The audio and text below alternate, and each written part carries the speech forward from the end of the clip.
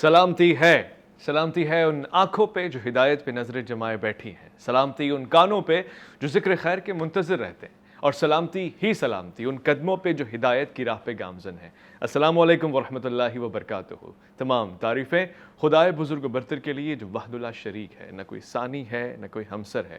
درود لا محدود محبوب رب الودود، راحت العاشقین مراد المشتاقین حضرت محمد مصطفیٰ، آپ کی آل پاک، آپ کے جانثار انصار اور اصحاب پر۔ عزیزان آپ دیکھ رہے ہیں الف لام میم، میں آپ کا میزبان محمد اویس ربانی تہہ دل سے آپ کو خوش آمدید کہتا ہوں، اور صرف میں ہی نہیں بلکہ کائنات کا ذرہ ذرہ آج خوش آمدید کہنے کی بھرپور تیاریوں میں ہے، کیونکہ اب سے کچھ دنوں بعد ایک ایسی نمود ہونے والی ہے، اس نور کا اظہار ہونے والا ہے کہ جس کے لیے پورے عالم کو سجایا گیا ہے، دلہن بنایا گیا ہے راتوں کو، اور پھر ستاروں کو وہ جگمگاتا ہوا ایسا کنارہ بنایا گیا ہے کہ جو گواہی دے رہے ہیں اپنی چمک سے، اپنی دمک سے، کہ یہ ساری محفل سجی ہے اس کے لیے جو فخر موجودات بھی ہے، مقصود کائنات بھی ہے، جو رحمت للعالمین بھی ہے، جو نبی الحرمین بھی ہے، جو امام الانبیاء بھی ہے، اور جس کا ذکر سارے بندوں خیر البشر کی حیثیت میں سب سے اعلیٰ ہے۔ اور اس سے بڑھ کے میں کیا کہوں، مجھ ناچیز کو آج جو کچھ بھی حاصل ہے،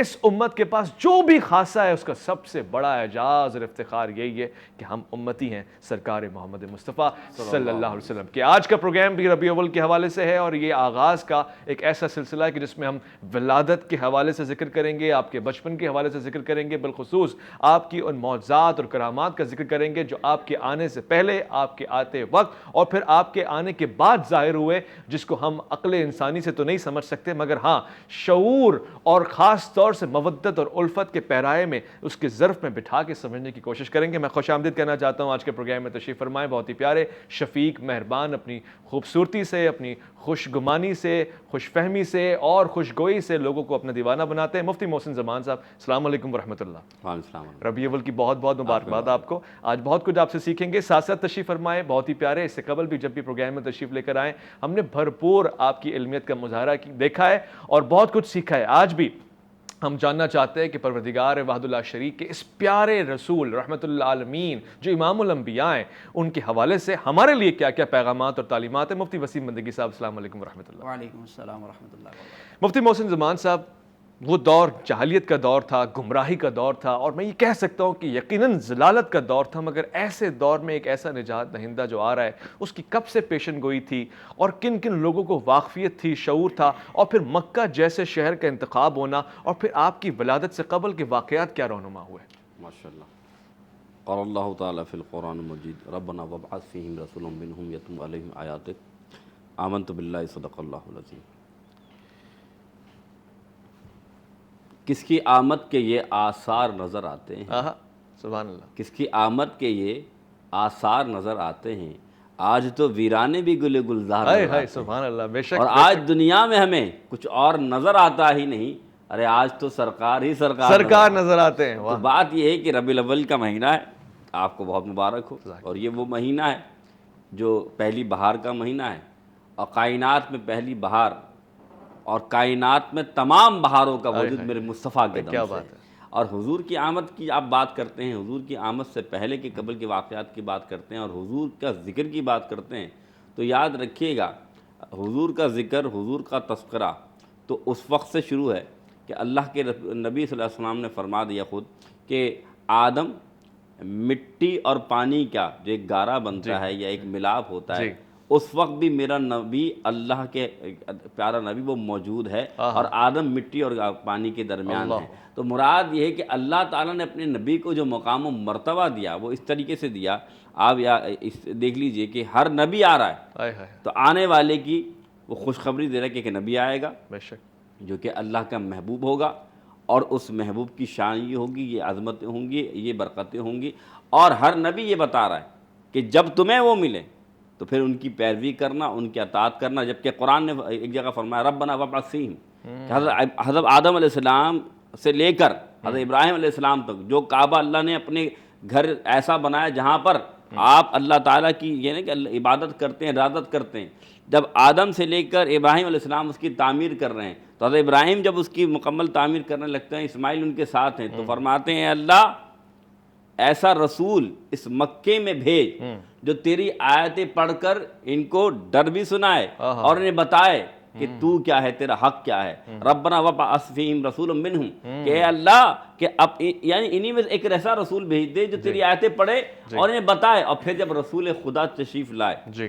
تو رسول خدا یعنی کہنے والی ذات، دعا مانگنے والی ذات حضرت ابراہیم کی ہے، اور آپ کے ساتھ آمین کہنے والی ذات حضرت اسماعیل کی کیا بات ہے، معصومین کا ہے۔ ہاں، اب حضرت اسماعیل نے جب دعا کر دی تو بتانا مقصود یہ کہ اللہ کے رسول جب آ رہے ہیں، اللہ اکبر، آنے والے واقعات تو اتنے ہیں کہ میں آپ کو کیا بیان کروں کہ ایران کا جو آتش کدہ 1000 سے جل رہا تھا وہ آتش کدہ بجھ گیا، پتہ نہیں کیا کیا مناظر آپ کے سامنے۔ لیکن میں اپنے نور والے نبی کی ایک آپ کو صفت بیان کروں کہ دائی حلیمہ کی گود میں، اور دائی حلیمہ کی گود میں حضرت دائی حلیمہ بنو سعد کا قبیلہ ہے، اس میں لے کر جا رہی ہیں۔ تو جس گھر میں دائی حلیمہ رہتی تھی اس گھر میں چراغ نہیں تھا۔ اللہ اکبر، آپ جس رات آپ لے کر گئی ہیں تو جب صبح ہوئی تو بنو سعد کی عورتیں آ گئیں اور آ کر کہتے ہیں حلیمہ ہم نے دیکھا ہے رات کو اگر امیر بھی سوتے ہیں نا تو دیے بجھا دیتے ہیں، تیرے گھر میں تو کوئی چراغ نہیں تھا، یہ رات گزر گئی ہے، دن کا اجالا نکل آیا ہے، تیرے گھر کی روشنی میں کمی نہیں آ رہی۔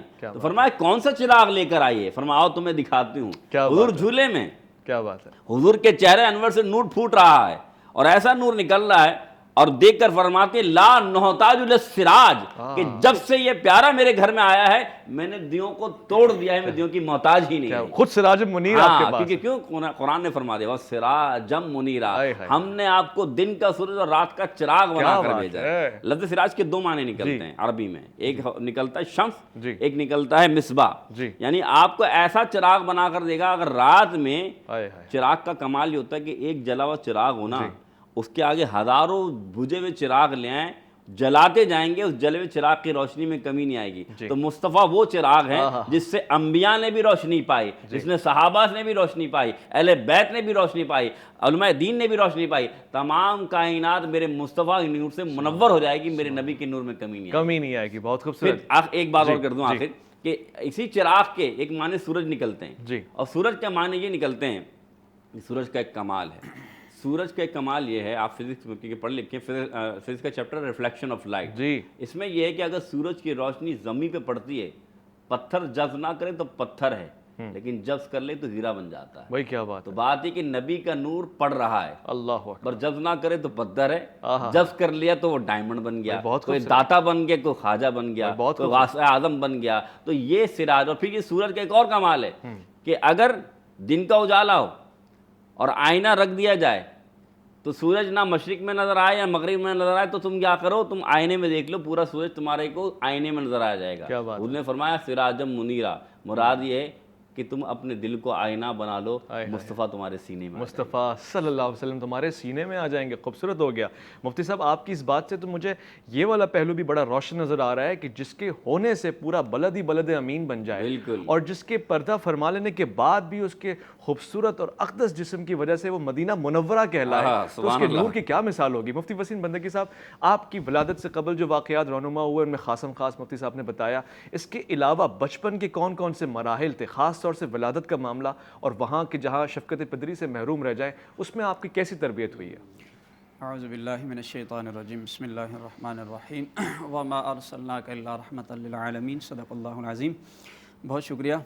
سب سے پہلے تو آپ کو ربیع الاول شریف کی مبارکباد پیش کرتا ہوں، پوری امت مسلمہ کو مبارکباد پیش کرتا ہوں۔ دیکھیے، جہاں تک آپ کے سوال کا تعلق ہے تو نبی پاک صلی اللہ علیہ وآلہ وسلم جب اس کائنات میں تشریف لائے، بنیادی بات یہ یاد رکھنی چاہیے کہ ایک نبی جو ہوتا ہے وہ ایک عظیم تر ہستی ہوتی ہے، کیونکہ قرآن میں حضرت موسیٰ علیہ السلام کا یہ قول جو ہے وہ کوٹ کیا، وَإِذْ قَالَ مُوسَىٰ لِقَوْمِهِ يَا قَوْمِ اذْكُرُوا نِعْمَةَ اللَّهِ عَلَيْكُمْ إِذْ جَعَلَ فِيكُمْ أَنْبِيَاءَ۔ موسیٰ علیہ السلام نے اپنی قوم سے یہ کہا کہ میری قوم، اللہ کی اس عظیم نعمت کو یاد کرو جو اللہ نے تمہیں دی، اور وہ نعمت کیا ہے کہ تمہارے درمیان انبیاء کو بھیجا۔ اب وہ ہستی آ رہی ہیں کہ جن کے تصدق میں اللہ نے ساری نعمتیں عطا فرمائی، جو امام الانبیاء ہیں، تو آپ اندازہ لگا لیں کہ اس ہستی کے آنے کا کیا جلوہ ہوگا اور کیا مقام ہوگا۔ اسی لیے آپ کی والدہ فرماتی ہیں کہ جب حضور کی ولادت ہوئی تو ایک ایسا نور پھیلا کہ میں نے مکہ سے شام کے محلات کو دیکھا۔ اب یہاں لوگ بات کرتے ہیں کہ حضور کہاں کہاں دیکھتے ہیں، ارے حضور کی آمد پر اللہ نے ایسا نور پھیلایا کہ آپ کی والدہ ماجدہ وہ شام کے محلات کا نظارہ کر رہی ہیں، پھر آپ کی جو دوسری دائی ہیں وہ شام کے محلات کا نظارہ کر رہی ہیں۔ یعنی یہ ایک سمجھ لیں اشارہ تھا کہ اب وہ ہستی آ گئی ہے جو اس کائنات سے جو ظلمت کے اندھیرے ہیں نا ان کو دور کرنے والی ہے۔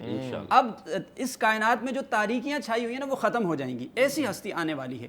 اچھا، جس دور میں آپ تشریف لائے، اگر آپ آدم علیہ السلام سے لے کر آج تک پوری تاریخ کا اگر آپ مطالعہ کریں گے تو جس دور کو قرآن نے تاریک ترین دور قرار دیا نا، یہ وہی زمانہ تھا۔ قرآن کہتا ہے ظہر الفساد فی البر والبحر، یعنی خشکی میں اور تری سمندروں میں ہر سو جو ہے نا وہ فساد پھیلا ہوا تھا۔ حالانکہ انسان تو دنیا میں رہتے ہیں، یعنی اس میں سمندروں میں تھوڑی رہتے ہیں، لیکن یہ مبالغہ کیوں تھا؟ کیونکہ بہت فساد والا دور تھا۔ ایک ایسے دور میں حضور کو بیچ کر، یعنی جب انسانیت آپ سمجھ سکتے ہیں کہ اپنے آخری مراحل میں داخل ہو چکی تھی، ختم ہو رہی تھی، لوگوں کے ساتھ ظلم کی انتہا تھی، غلاموں کی طرح لوگوں کے ساتھ سلوک تھا، انہیں مارا جاتا تھا، کوئی حق نہیں تھا۔ لیکن حضور علیہ السلام تشریف لائے اور جب انسانیت ختم ہو رہی تھی آپ نے پھر بام عروج پر پہنچایا۔ آپ کی ولادت سے یہ اشارہ ملا جب نور پھیلا کہ اب کائنات میں نور پھیلنے والا ہے، اب ہر حقدار کو اس کا حق ملنے والا ہے، اب ہر ظلم کا خاتمہ ہونے والا ہے۔ اسی طرح جب حضور علیہ السلام تشریف لائے بہت خلاف عادت واقعات پیش ہوئے، اس میں سے ایک یہ بھی تھا کہ حضور علیہ السلام کی ولادت کے وقت جو ہے نا جو بت تھے وہ اوندے منہ گر گئے۔ یہ بھی ایک علامت تھی کہ اب جو آنے والے ہیں وہ بتوں کو پاش پاش کرنے والے ہیں۔ اسی طرح جس سال آپ کی ولادت ہوئی اس سال یہ بھی ہوا کہ مکہ کے اندر، یا بعض روایات میں لکھا پوری سرزمین پر جو بھی ولادتیں ہوئی، جو حمل ہوئے، وہ سارے کے سارے اللہ نے بیٹے پیدا فرمائے تھے۔ یہ بھی حضور کی آمد کی وجہ سے تھا۔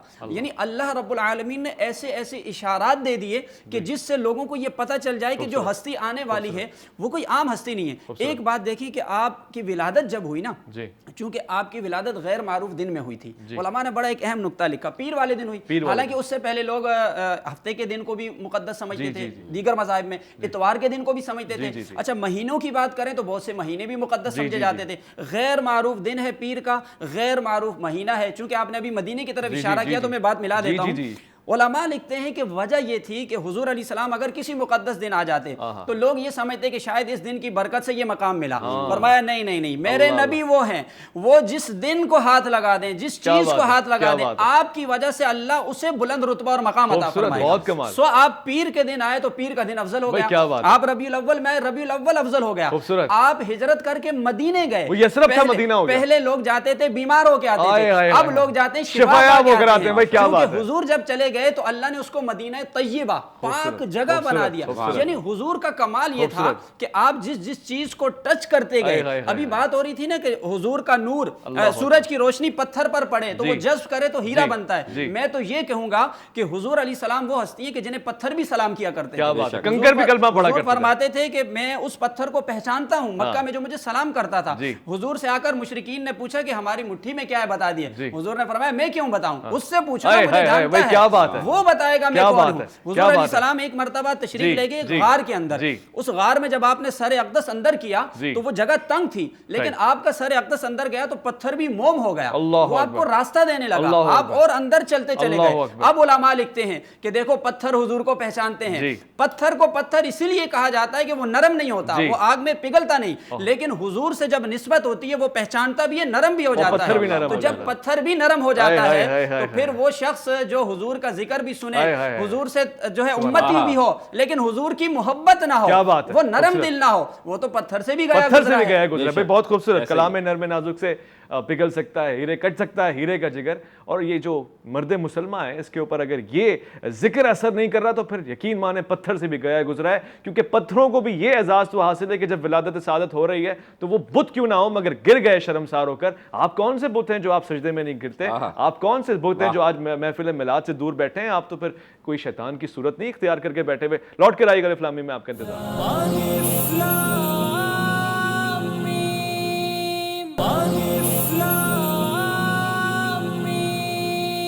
خوش آمدید، خوش آمدید بہار میں بھی، کیونکہ یہ بہار سارے مہینوں کی پہلی بہار ہے، اس کو ربیع الاول کہتے ہیں، اور کیوں نہ ہو، کیونکہ اس میں سعادت ایسی ہے، ذکر ایسا ہے، ولادت ایسی ہے کہ جو گویا آتے تو آخر میں ہے مگر نمبر پہلا ہی ہے، اور یہ فضائل کے لیے ایک باعث سعادت بات ہے۔ گویا پیر کے دن کی بات ہوئی، پیر کے دن ہفتے میں پہلا نمبر رکھتا ہے، اور پھر پہلے نمبر پہ آپ کا نام کیوں نہ آئے، اور گویا اگر وقت کی بات کی جائے تو صبح سے لے کر رات تک یہ صبح صادق کا وقت سب سے پہلا وقت رکھتا ہے، اس میں آپ کی ولادت ہوئی، کیوں نہ ہو، کیونکہ یہ نام ہے، اور پھر مہینے میں ربیع الاول یعنی پہلی بہار، اور پھر پہلا ہی ذکر آپ کا ہے جو خدا کے بعد ہے، اور وہ رہتی دنیا تک قائم رہے گا۔ مصطفیٰ صلی اللہ علیہ وآلہ وسلم کا ذکر ایسا ذکر ہے کہ جس نے اپنے سے پچھلے انبیاء کے ذکر اذکار کو بلند کیا ہے، متعارف کروایا ہے، دہرایا ہے، لوگوں تک پہنچایا ہے، اور اپنے سے آنے والوں کا پیغام بھی دیا ہے۔ یہ ہے بنیاد، یہ ہے اساس۔ میں مفتی محسن زمان صاحب سے پوچھنا چاہتا ہوں بالخصوص جو بچپن کے واقعات ہیں، آپ رسالت مآب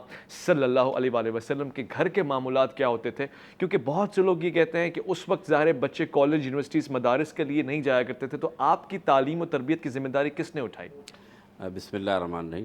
سب سے پہلی بات کہ حضور کا ذکر ہو رہا ہے تو بات یہ کہ نام محمد جب بھی میری زبان پہ آتا ہے بڑی تسکین ملتی ہے، بڑا آرام آتا ہے، اور محمد مصطفیٰ کا نام نامی وہ اسم اعظم ہے، جہاں کوئی نہ کام آئے وہاں یہ کام آتا ہے۔ اور جو بات آپ نے کہی کہ تعلیم و تربیت کی، تو بات اتنی سی ہے کہ آپ کی والدہ کے انتقال کے بعد 6 سال کی عمر میں آپ کی والدہ، ظاہر سی بات ہے جب اللہ تعالیٰ نے آپ کے والد اور والدہ کو اس دنیا سے اٹھا لیا تو آپ کے جو دادا تھے حضرت عبد المطلب رضی اللہ تعالیٰ، انہوں نے آپ کی پرورش کی۔ اس کے بعد آپ کے دادا کے بعد آپ کے چچا جو تھے حضرت ابو طالب رضی اللہ تعالیٰ عنہ، انہوں نے آپ کی پرورش، تعلیم و تربیت یعنی کہ آپ کی دیکھ بھال انہوں نے کی۔ لیکن اگر بچپن کے واقعات میں سے واقعات تو بہت ہیں، لیکن ایک واقعہ جو میں آپ کے سامنے رکھنا چاہتا ہوں، اور وہ ایسا واقعہ ہے کہ بات جو حضرت نے فرمائی نا کہ چاہے زمانہ ہو، چاہے زمین ہو یا مکان ہو، سب حضور کے محتاج ہیں، تو اسی طریقے سے ایک مرتبہ کیا حضور بچپن میں اپنے ساتھیوں کے ساتھ کھیل رہے ہیں،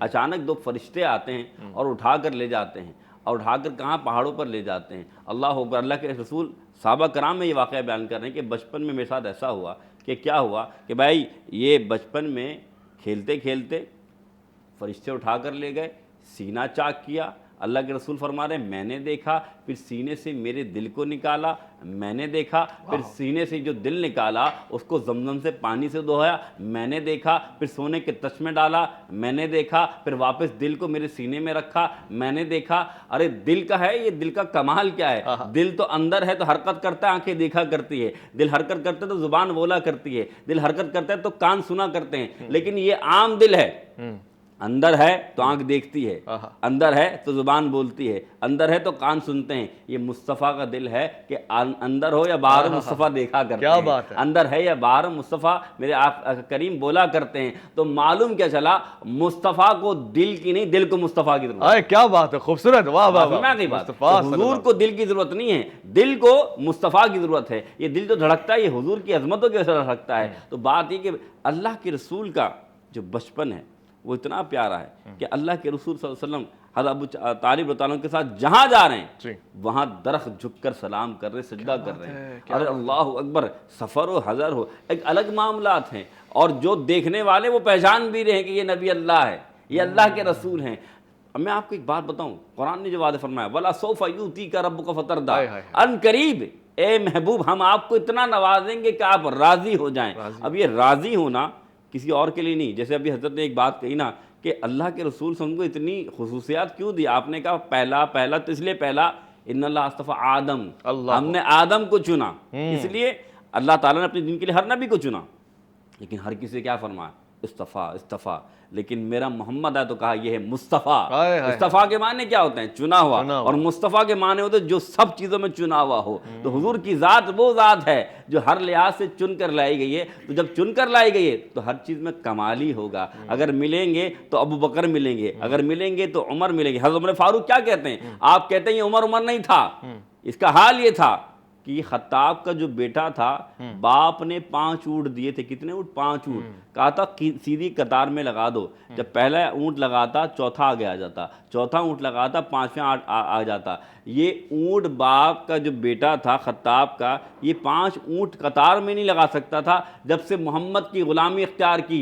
22 لاکھ مربع میل پر حکومت ہے، ارے حکومت بھی سیدھی ہے، امت بھی سیدھی ہے۔ کیا بات ہے بھائی، بہت خوبصورت مفتی محسن بندگی صاحب، یہ میرے آقا کی غلامی کا سبب ہے، یہ تعلیمات کا عمل ہے۔ اب وہ بچپن کا دور ہے، کیا ہی پیارا نام ہے، کائنات میں ایسے نام کا کوئی ثانی نہیں ملتا، یعنی جب زبان اس کو ادا کرتی ہے تو خود لب اس کو چومتے ہیں، 2 مرتبہ چومتے ہیں۔ یہ نام ہے محمد مصطفیٰ صلی اللہ علیہ وسلم، کس نے رکھا، کیسے گمان آیا، کیسے خیال آیا؟ بسم اللہ الرحمن الرحیم۔ آپ کے نام کے بارے میں ایک روایت تو یہ بھی ملتی ہے کہ آپ کی والدہ ماجدہ کے لبوں پر بھی خود یہ نام آ گیا، اچھا، محمد۔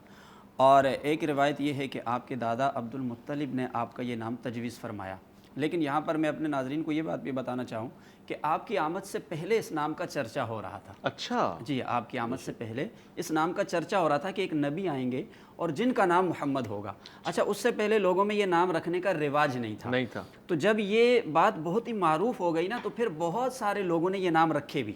علماء نے ان ناموں کو جمع بھی کیا۔ حضور علیہ السلام کی آمد سے پہلے تقریباً 20 کے قریب جو ہے ایسے لوگوں کے نام جمع کیے گئے جنہوں نے اس شوق میں نام رکھا تھا کہ محمد نام رکھتے ہیں شاید، تو یہ شاید والی بات تو نہیں تھی نا، یہ تو مصطفیٰ تو چنے ہوئے ہیں۔ تو بہت سارے لوگوں نے یہ نام رکھے تھے، لیکن حضور علیہ السلام کا نام نامی اسم گرامی ایک روایت کے مطابق والدہ ماجدہ اور معروف روایت کے مطابق آپ کے دادا عبد المطلب نے آپ کا نام محمد رکھا۔ اور لیکن آپ کا ایک نام قرآن میں احمد بھی آتا ہے، احمد بھی آتا ہے۔ اچھا، دونوں ناموں میں بڑا ربط ہے۔ یہ نام کیوں رکھے گئے؟ چونکہ قرآن میں احمد نام آیا ہے اور یہ بھی کہا گیا کہ آسمانوں پر آپ کا نام احمد ہے اور زمین پر آپ کا نام محمد ہے۔ دونوں کے معنی یعنی اس کے مصدر کے اعتبار سے تو ایک ہے، لیکن لفظ محمد اور لفظ احمد صلی اللہ علیہ وسلم وہ اپنی گرامر کے لحاظ سے معنی الگ الگ ہے۔ اب محمد کا معنی جس کی تعریف کی گئی ہو، اور احمد کا معنی تعریف کا سب سے زیادہ تعریف کرنے والا، بڑا فرق ہو جائے گا۔ یعنی جیسے میں ہوں، میں کسی کی بہت تعریف کر رہا ہوں تو اس کے لیے احمد آ جائے گا، اور جس کی بہت تعریف کی جا رہی ہے اس کے لیے محمد آئے گا۔ اچھا، دونوں نام اسم با مسمہ ہیں، یعنی آپ کے یہ دونوں نام اسم با مسمہ ہیں۔ محمد کا معنی جس کی سب سے زیادہ تعریف کی گئی ہو، آپ کو کائنات میں ایسا کوئی نہیں ملے گا جس کی آپ سے زیادہ تعریف کی گئی ہو، اس لیے کہ سب سے زیادہ آپ کی تعریف آپ کے رب نے فرمائی ہے۔ کیا بات! جب آپ کے رب نے تعریف کی ہے تو سارے انبیاء نے آپ کی تعریف کی ہے، پھر سارے ملائکہ نے آپ کی تعریف کی ہے، حتیٰ کہ کائنات کی ہر چیز آپ کی تعریف کرتی ہے۔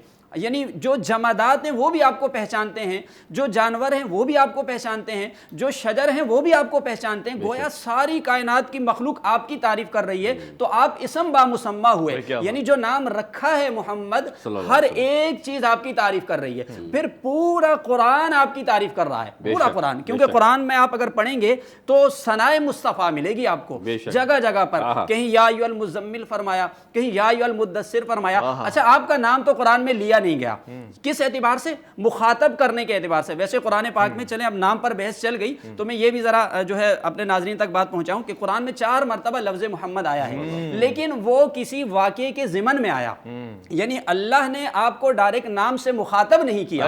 حالانکہ آپ دیکھیں قرآن میں اللہ نے بہت سے انبیاء کو نام سے مخاطب کیا ہے، یا موسیٰ، یا عیسیٰ، یا ہود، یا ابراہیم، آپ کو بہت سارے انبیاء کے نام ملیں گے اللہ نے نام لے کر مخاطب فرمایا، لیکن اللہ نے پورے قرآن میں کہیں بھی حضور کو نام لے کے مخاطب نہیں کیا، بلکہ کیا کیا کہ آپ کی صفات کے ذریعے آپ کا ذکر کیا۔ کہیں یا ایھا النبی فرما دیا، کہیں یا ایھا المدثر فرما دیا، کہیں تو یاسین کہہ دیا، یاسین کہہ دیا، لیکن حضور کا نام نہ لیا۔ اب علماء فرماتے ہیں کہ اللہ نے سارے انبیاء کا نام لیا اور انہیں مخاطب کیا، لیکن حضور کا نام نہ لے کر یہ بتایا کہ حضور کی حد درجہ تعظیم ہے، کیونکہ نام اسی کا لیا جاتا ہے جس کی تعظیم میں کچھ کمی آتی ہو، جس کو القابات سے ذکر کیا جاتا ہے، صفات سے ذکر کیا جاتا ہے، اس کی شانیں بلند ہوتی ہیں۔ تو اللہ نے خود نام نہ لے کر بتایا کہ تعظیم مصطفیٰ کتنی زیادہ ہے۔ اچھا، اب ذرا دوسرے لفظ احمد پر چلے مختصر سا وقفہ لے رہا ہوں، میں جب لوٹ کر آؤں گا دل نہیں کر رہا یہاں پہ ٹھہرنے کا، رکنے کا، مگر یہ معرفت کے سمندر ہے جو ٹھاٹے مار رہے ہیں اور اس کی لہریں آ رہی ہیں، جو بجو آ رہی ہیں۔ آپ نے کہیں نہیں جانا، جڑے رہنا الف لام میم میں آپ کا انتظار ہے۔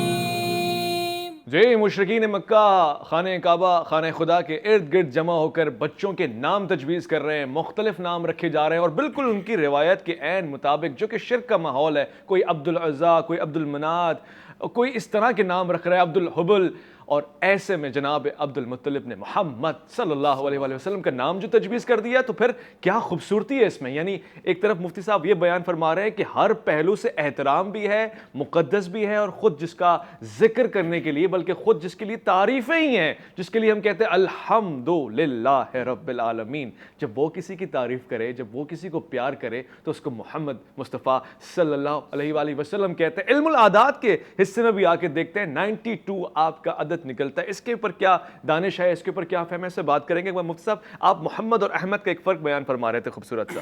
جی لفظ احمد چونکہ اس کا معنی ہے سب سے زیادہ حمد کرنے والا, جی, تعریف کرنے والا. حضور علیہ السلام کا یہ نام بھی اسم بامسمہ ہے. اس کی وجہ یہ ہے کہ کائنات میں سب سے زیادہ اگر اللہ کی حمد کسی نے کی اور کائنات میں سب سے زیادہ اگر اللہ کی عبادت کسی نے کی ہے تو وہ نبی پاک صلی اللہ علیہ وآلہ وسلم نے کی ہے. اسی لیے آپ کو احمد کہا گیا کہ آپ رب کی سب سے زیادہ حمد کرنے والے ہیں. اس کا موازنہ یوں ہوتا ہے کہ اس کائنات میں جتنے لوگ بھی عبادت کرتے ہیں, جتنے لوگوں کی بھی عبادات ہیں, اللہ نے کسی نبی سے نہیں فرمایا, کسی ولی سے نہیں فرمایا, کسی عابد سے نہیں فرمایا کہ تمہاری عبادات اتنی ہو گئی کہ اب عبادت سے رک جاؤ یا اپنی عبادت میں کمی لے آؤ. لیکن اللہ نے اپنے محبوب سے یہ ضرور فرمایا کہ یا ایھا المزمل قم اللیل الا قلیلا, فرمایا محبوب آپ قیام کریں لیکن اس قیام کے اندر کمی لے کر آ جائیں. حضور نے اس درجہ عبادت کی کہ اللہ خود فرما رہا ہے کہ اس عبادت کو کم کر دیں, یعنی اتنی حمد کی ہے جو آپ کا نام رکھا گیا. اسی طرح جب ہم اللہ کی راہ میں صدقہ کرتے ہیں, خیرات کرتے ہیں, تو جتنے بھی لوگ مال لٹا دیں, ابو بکر صدیق نے سارا مال لٹا دیا تھا. آپ کو کائنات میں بڑے لوگ ملیں گے جنہوں نے راہ خدا میں سب کچھ صرف کر دیا, لیکن حضور علیہ السلام نے اللہ کی راہ میں اتنا صدقہ کیا, اتنا خیرات کیا کہ ایک مرتبہ ایک سائل آیا, دینے کو کچھ نہیں تھا, آپ نے اپنی قمیص مبارک اتار کر دے دی.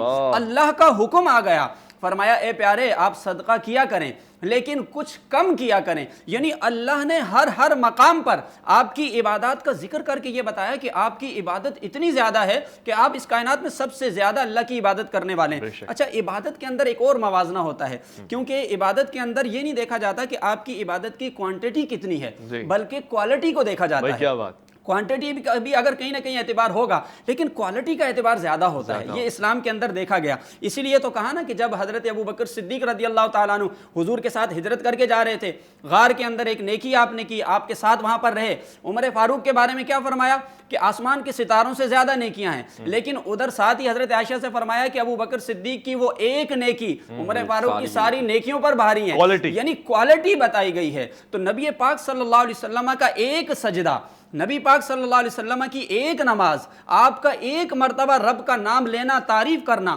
یہ ساری امت کے ایمان اور عبادت پر بھاری ہے. سو اس معنی میں آپ کو احمد فرمایا گیا کہ آپ کائنات میں سب سے زیادہ رب کی حمد فرمانے والے. سبحان اللہ, سب سے زیادہ رب کی حمد فرمانے والے اور خوبصورت نام والے ہیں. اور یہ تو صفاتی نام جتنے بھی ہیں وہ بھی احسن ترین ہے, وہ بھی رب نے کہا ہے. اور کس خوبصورت انداز سے آپ کو پکارا ہے, یعنی یہ اس انداز پہ میں فدا, میں قربان, اس میں احترام بھی ہے اور پھر خاص طور سے آپ کی فضیلت بھی ہے, اس کا اعتراف بھی ہے. مفتی محسن زمان صاحب بچپن کا ذکر کر رہے ہیں اور ہم نہیں باہر آ سکتے, ایک پوری ترتیب ہے, دل اتنا کر رہا ہے کہ اس کو بار بار ذکر کریں. اب جناب عبد المطلب جو کہ پرورش فرما رہے ہیں, خاص رحمت کے اس زاویے کو اپنی آنکھوں کے سامنے دیکھ رہے ہیں اور پھر اس کے بعد اپنے بیٹے کو کہہ رہے ہیں کہ آپ نے اس کی حفاظت کرنی ہے, آپ نے اس کا وارث بننا ہے, آپ نے اس کا خیال رکھنا ہے. جناب حضرت ابو طالب رضی اللہ عنہ نے کس طرح سے آپ کی کفالت فرمائی ہے؟ جی بسم اللہ الرحمن الرحیم. حضرت کی بات جڑتے پھر آپ کی بات پر آتا ہوں کہ جیسے حضرت نے فرمایا نا کہ اللہ کے رسول صلی اللہ علیہ وسلم کی ذات و صفات کو اگر آپ دیکھیں تو صفات بھی ہو اور اسم بھی ہو یا ذات بھی ہو, اللہ نے ہر طور پہ اللہ کے رسول صلی اللہ علیہ وسلم کو سب سے اعلیٰ معیار عطا فرمایا. کیوں عطا فرمایا؟ قرآن فرماتا ہے قُلْ إِن كُنتُمْ تُحِبُّونَ اللَّهَ فَاتَّبِعُونِي يُحْبِبْكُمُ اللَّهُ. اے محبوب آپ فرما دیجئے ان لوگوں سے, اب چاہتا تو اللہ کے رسول صلی اللہ علیہ وسلم کا نام بھی لے آتا تھا, لیکن کل آپ فرما دیجئے کہ جو اللہ سے محبت کے دعوے کرتے ہیں, یعنی دعوے کتنے کرنے والے ہیں کہ یا اللہ ہم تیری توحید کے گن گانے والے ہیں, یا اللہ ہم تجھے ماننے والے ہیں. فرمایا تمہارا ماننا, تمہارا توحید کے گن گانا یہ اپنی جگہ, لیکن جو میرے مصطفیٰ کا ہو جائے گا وہ میرا ہو جائے گا, جو ان کا نہیں وہ کسی کا نہیں, وہ رب کا بھی نہیں. تو مراد یہ ہے کہ اللہ تعالیٰ فرمانا قُلْ إِن كُنتُمْ تُحِبُّونَ اللَّهَ فَاتَّبِعُونِي يُحْبِبْكُمُ اللَّهُ. اے محبوب آپ فرما دیجیے ان لوگوں سے جو اللہ کے سے محبت کے دعوے کرتے ہیں وہ کیا کریں, فَاتَّبِعُونِی, تو آپ کی اتباع کریں. اتباع سے کیا مراد ہے؟ عشق رسول میں گم ہو جائے, فنا ہو جائے, تو پھر کیا ہوگا, یحببکم اللہ, تو اللہ بھی ان سے محبت کرنے لگ جائے گا. اب بات آئی بچپن کی, تو یاد رکھیے کہ حضرت ابو طالب رضی اللہ تعالیٰ عنہ اور آپ کی جو زوجہ ہیں فاطمہ بنت اسد رضی اللہ تعالیٰ، آپ نے ایسے پالا جیسے اپنے بیٹوں سے زیادہ ان کو قریب کا، اور قربت ایسی دی، محبت ایسی دی کہ اللہ کے رسول صلی اللہ علیہ وسلم کو سگے بیٹوں زیادہ علی تعالیٰ عنہ اور ان کی شان و عظمت کو، کہ آپ ان کو نہیں معلوم، لیکن حضرت علی کو اگر دیکھا جائے جس طرح حضرت ابو طالب نے میرے آقا کو پالا، اس طرح میرے آقا نے حضرت علی کو پالا۔ تو بھائی اتنا سمجھ لیجئے کہ جو سگا بیٹا ہوتا ہے اس سے بڑھ کے حضرت ابو طالب رضی اللہ عنہ نے پالا، اور صرف ابو طالب رضی اللہ عنہ نے نہیں پالا بلکہ فاطمہ بنت اسد جو کہ اللہ کے رسول صلی اللہ علیہ وسلم کی دیکھیں جائیں تو چچی ہیں، آپ نے اتنی محبت دی کہ جب آپ کا انتقال ہو تو حضور نے خود لحد میں اتارا۔ وجہ یہ تھی کہ اللہ کے رسول بتانا چاہتے تھے کہ یہ وہ چچی ہیں اور یہ وہ چچا ہیں۔ میں چچی کی بات کر رہا ہوں جنہوں نے ماں سے بڑھ کر پیار کیا، ماں سے بڑھ کر عزت بتائی اور ماں سے بڑھ کے تربیت دی، اور یہی تربیت کا تو اصول تھا اللہ کے رسول صلی اللہ علیہ وسلم۔ کس کو تربیت؟ میں پھر بتاؤں کہ صادق اور امین کہنا یہ تو اللہ کے رسول کی صفات تو اللہ تعالیٰ، لیکن صادق اور امین کا لقب جو ملا وہ جس گھرانے میں کہتے ہیں نا بھائی تربیت، لیکن یار یہ بچہ بڑا نیک نظر آ رہا ہے، بھائی اس کا مسئلہ نہیں، یہ تو تربیت کا کمال ہے، لوگ کہتے ہیں نا عام طور پہ۔ تو اسی طریقے سے اللہ کے رسول تو با کمال ہیں ہی، لیکن جو تربیت تھی وہ تربیت کس نے کی؟ حضرت ابو طالب تعالیٰ عنہ اور ہم کی زوجہ محترمہ نے۔ تو بات آپ اس طرح سمجھ لیجئے کہ میرے نبی کی شان، میرے نبی کا مقام یہ ہے کہ کوئی کہنے والا کوئی یہ نہ کہہ سکے کہ اسلام کے بعد حضور کا کردار و افکار بدلا، بلکہ اسلام سے پہلے بھی آپ صادق و امین ہیں، اسلام سے پہلے بھی آپ امانت دار ہیں، اسلام سے پہلے بھی آپ حیا دار ہیں، اور آپ نے بتایا، کیا بتایا کہ اگر 40 سال کا نکاح کرنا تمہارے نزدیک عیب ہے تو میں بتاتا ہوں کہ میں نے 40 سال کی عورت سے نکاح کیا ہے۔ جب جوان لڑکا، پھر وہی بات آ گئی کہ اللہ کے رسول نے بتایا کہ تجارت کرنا تم عیب سمجھتے ہو تو میں بتا دوں کہ تجارت کرنا سنت رسول ہے۔ تو حضور کی ذات وہ ذات ہے، حضور کا کمال وہ کمال ہے کہ اللہ کے رسول کے دربار میں ایک لڑکی آتی ہے۔ میں آپ جیسے فرمایا، آپ نے بھی فرمایا کہ بھائی اتنا معاملہ خراب تھا، عورتوں کو یہ کہا جاتا تھا، عورتوں کو وہ کہا جاتا تھا۔ ارے کافرہ لڑکی آتی ہے میرے نبی کے دربار میں، سر پہ دوپٹہ نہیں ہے، حضور کالی کملی دیتے ہیں، چادر ڈال دیتے ہیں، اللہ جیسے ہی ڈالا صحابہ کرام اٹھ کر آ گئے، کہنے لگے یا رسول اللہ یہ تو کافرہ ہے، اس کو چادر کی کیا ضرورت؟ میرے نبی نے فرمایا لڑکی کافرہ ہو یا مسلمان ہو، بیٹی بیٹی ہوتی ہے۔ بھائی کیا بات، یہ میرے نبی کا دین، یہ عالمین کے لیے درس ہے، یہ میرے نبی کا دین ہے، یہ میرے نبی کی رحمت للعالمین ہے، جو اپنی عورتوں کو عورت سمجھتے، پردہ دار سمجھتے، ان کے حیا کے ضامن بنتے، اور دوسروں کی جو مسلمان بھی نہ ہو دوسروں کی عورتوں کی عزت نہیں کرتے۔ کافرہ کی یعنی کافرہ لڑکی کو میرا نبی اپنی کالی کملی دے رہا ہے۔ کون سی کالی کملی؟ کیا آپ نے یہ روایت نہیں؟ بڑی بڑی مشہور روایت ہے، عائشہ صدیقہ اگر اوڑھ لیتی اللہ کے رسول آ رہے ہوتے، جی فرمایا آپ کو یہ جو آپ کے اوپر یہ کپڑا ہے آپ نے جو پہنا ہوا ہے تن میں، جی اس پر کوئی بارش کے اثار نظر نہیں آ رہے، جی تو فرمایا یہ تم نے دیکھا ہے اور اوڑھا ہوا کیا ہے؟ فرمایا حضور آپ کی کالی کملی ہو رہی ہے۔ روایت میں آتا ہے کہ اللہ کے رسول جو کالی کملی ہوتی ہے اس پر بھی اللہ کی رحمت چھماچم برسا کرتی تھی۔ تو وہ کالی کملی حضور علیہ السلام نے دکھایا کہ لڑکی کافرہ و مسلمان ہو، بیٹی بیٹی ہوتی ہے، کردار ہے، یہ کردار ہے۔ میرے نبی کا وہ کردار ہے کہ ایسا کردار جو تمام عالمین کے لیے ہم اگیر شخص ایسا ہی ہے۔ بے شک مفتی محسن زبان صاحب آپ کا بے انتہا شکریہ،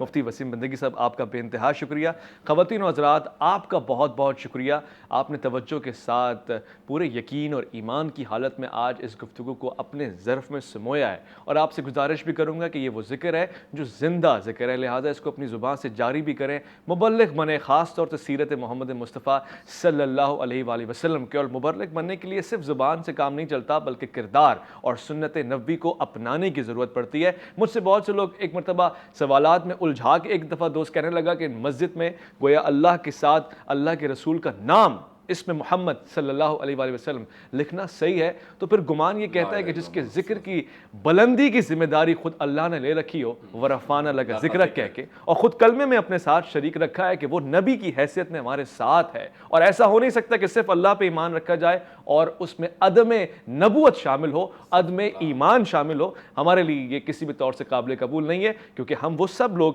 یہاں کے خطے کے لوگ بالخصوص، وہ عشق رسول سے تر ہیں، لہٰذا ہمارے لیے پورا ہفتہ مودت مودت سرکار ختمی مرتبہ صلی اللہ علیہ وآلہ وسلم میں گزرے گا، تعلیمات بھی ہوں گی۔ میں پورے سال آپ سے کسی پروگرام کے لیے گزارش نہیں کرتا، مگر اس پروگرام کے لیے خاص طور سے گزارش کروں گا کہ الف لام میم 5:05 پہ پیر سے جمعہ جب بھی نشر ہو، آپ نے اپنے بچوں کو ساتھ لے کے بیٹھنا ہے، کیونکہ اس ذکر کے ذریعے تعلیمات پہنچیں گی جو کہ آج کے دور میں سب سے بڑی قحط اور فقدان کا باعث بن رہا ہے۔ آپ نے خاص طور سے ہو سکے تو محلے کے بچوں کو بٹھائیں، مگر اپنے گھر کے بچوں کو لازم بٹھا کے پروگرام سنائیں، کیونکہ اس میں تفرقہ نہیں، اتحاد، محبت، امن اور سلامتی کا پیغام ہے۔ اپنا بہت خیال رکھیں گے، آپ اپنے سے بڑھ کے خیال رکھیں گے ملک پاکستان کا، اللہ کے فرمان کا، اللہ کی امان میں۔